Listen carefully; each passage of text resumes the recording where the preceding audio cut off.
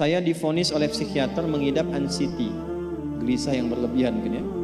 Kemudian saya selalu merasa cemas kalau bertemu banyak orang, takut pergi sendiri. Tetapi Quran surah Al-Anbiya 83, alhamdulillah kecemasanku berkurang. Pertanyaannya, bagaimana caranya supaya anxiety itu tidak pernah kambuh lagi? Gini, Quran surah ke-51 ayat 49. Wa min kulli syai'in khalaqna zawjaini la'allakum tadhakkarun. Segala hal itu aku ciptakan, kata Allah, berpasangan supaya engkau sadar cuma aku yang tidak punya pasangan. Sehat lawannya apa, Bu? Sakit. Senang lawannya apa?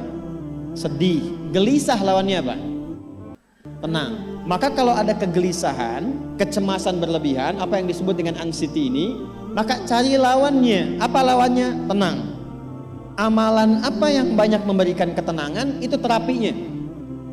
Apa dalam Quran ayat-ayat dan amalan yang membantu menghadirkan ketenangan? Satu, saya tulis cepat. Dan saya sudah pernah sampaikan ini dan alhamdulillah insya Allah banyak manfaatnya. Satu, Quran surah 13 ayat 28. Amalannya dua, Quran surah ke-20 ayat 14. 3, Quran surah ke-4 ayat 103. 4, Quran surah ke-15 ayat 9. 5, Quran surah ke-54 ayat ke-17, 22, 32, 40. Ini untuk anxiety atau kecemasan berlebihan. 1, Quran surah 13 ayat 28. Perhatikan kalimatnya. Pelan-pelan, Bu. Ibu kalau gelisah, cemas itu adanya di hati atau di fisik? Dari hati baru mengalir ke pikiran kan? Baik, perhatikan bagaimana cara menenangkan hati sehingga pikiran ikut tenang. Ini langsung dari Allah.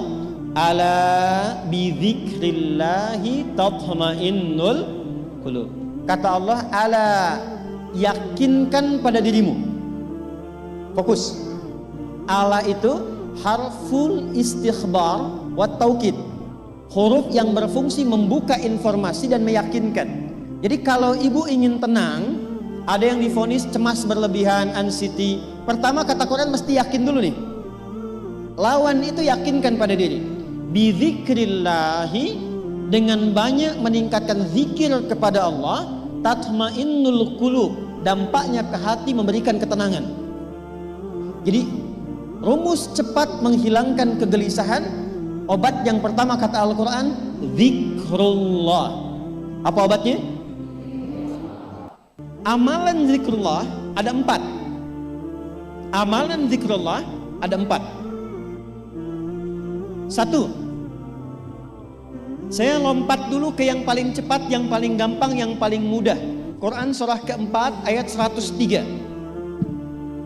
Fa'idha qadaytumus salata fadhkurullaha. Maka jika engkau telah tuntas mengerjakan salat, berzikirlah kepada Allah. Ibu kalau sudah salat ada zikir? Ya, subhanallah, alhamdulillah, Allahu akbar, astagfirullah, ada itu? Hafal ya?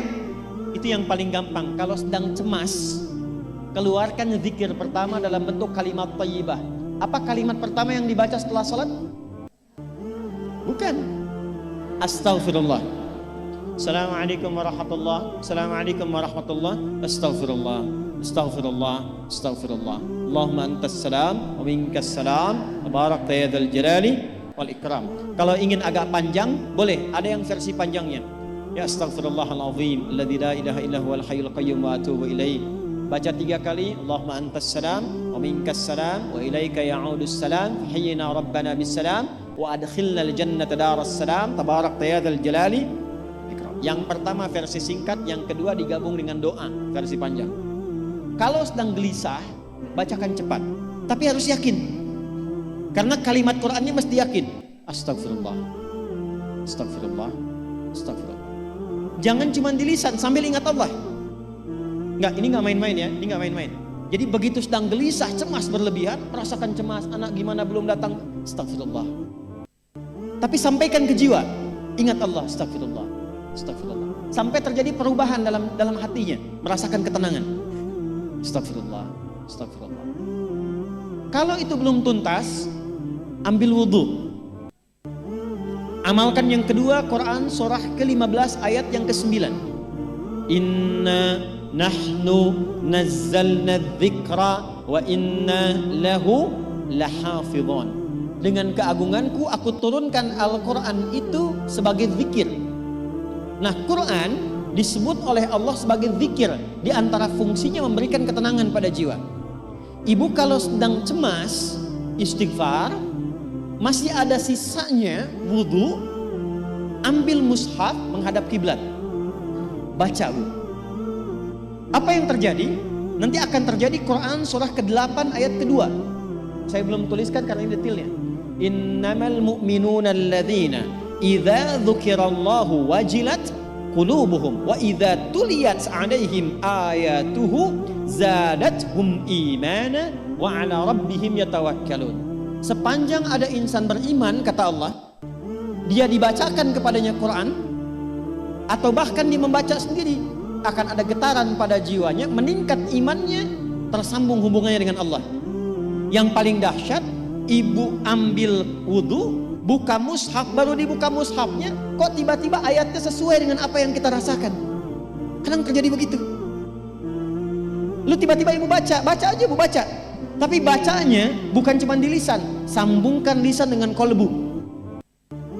Kalau tahu, cari surat-surat yang sesuai dengan kebutuhan. Misal, maaf ya Bu ya, ada yang menganggap misalnya ibu nggak punya kelebihan, ditinggalkan oleh teman, dikecilkan bahkan oleh pasangan sendiri. Buka surat Ad-Duha, buka surat Al-Insyirah, 2 aja dulu. Baca dengan tulus, mengalir ke hati. Begitu ibu bacakan Wad-Duha wal-laili idza saja ma wadda'aka rabbuka wa ma. Perhatikan, rasakan surah itu diturunkan untuk ibu. Karena begitulah cara baca Quran. Kata para ulama, kalau kita ingin merasakan kenikmatan baca Al-Quran, rasakan saat baca surat itu diturunkan untuk kita. Maka cara bacanya akan beda. Wadduha, demi segala kenikmatan yang telah aku berikan kepadamu, seperti engkau nikmat merasakan cahaya duha, aku bersumpah. Walaili idza saja, dan demi semua kesulitan yang kau rasakan sekarang seperti gelapnya malam. Ma wadda'aka rabbuka wa ma qala. Hei, tanamkan pada hatimu yang paling dalam, aku tidak akan pernah meninggalkanmu dan engkau tidak seperti apa yang orang-orang lain katakan. Kalau ibu rasakan baca Quran seperti itu, hilang gelisah. Masih ada lagi kegelisahannya, menghadap ke arah kiblat, tunaikan sholat. Sholatnya apa saja, sesuai dengan waktunya. Kalau duha, duha. Kalau nggak ada waktu khusus, ambil wudhu, sholat mutlak, sholat wudhu, menghadap ke kiblat. Lalu maaf, saya tutup, saat sujud tumpahkan semua kegelisahannya dalam sujud. Tumpahkan semua sampai air matanya mengalir, gak apa-apa, tumpahkan semua. Nanti rasakan perubahan yang terjadi setelah sholat tuntas dikerjakan. Karena sholat mengumpulkan semua jenis zikir ini. Istighfar ada dalam sholat? Ada. Ya, ibu ruku sujud baca istighfar. Subhanakallahumma bihamdika Allahumma ighfirli. Subhanallah ada? Alhamdulillah ada? Allahu Akbar ada? Dalam sholat baca Quran? Al-Fatihah itu Quran, semua ada. Sudah? Yang terakhir, biasanya kalau sudah selesai sholat, ketenangan awal itu muncul. Tapi setelah itu kadang-kadang muncul lagi kalau belum tuntas semua. Maka praktekkan isi surat Al-Insyirah. Ini penutupnya. Inna ma'al usri fa inna ma'al usri. Apa artinya insyirah?